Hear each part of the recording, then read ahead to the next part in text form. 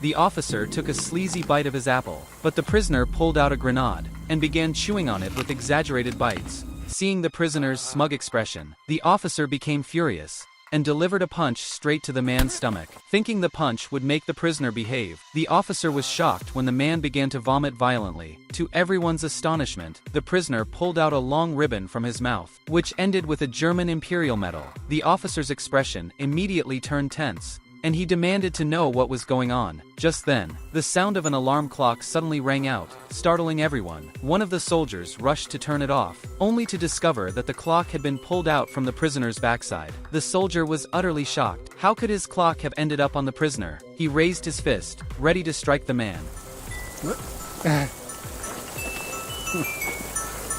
But then noticed there seemed to be no danger. All the soldiers let down their guard and burst into laughter, treating the prisoner like a clown. Little did they know, all of this was part of the prisoner's elaborate scheme. The prisoner, seeing their reaction, continued to put on a show, giving his best performance. But suddenly, he turned and made a frantic escape. The officer immediately gave orders for the soldiers to chase him down. However, when they reached the door, they saw the man running out with a wooden barrel around his waist. The soldiers' tense mood instantly relaxed, and they swarmed him, laughing and playing around as if it were a game. But the moment the barrel hit the ground, something bizarre happened. The prisoner vanished into thin air. Panicked, the soldiers searched the area frantically, but couldn't find him anywhere. Suddenly, the sound of a cat meowing came from nearby, drawing their attention. When they looked over, they realized it was yet another joke by the prisoner. Once again, they let their guard down, laughing and discussing what kind of magic trick he had pulled. But the officer grew increasingly uneasy, realizing that the prisoner's antics were beyond anything a normal person could do.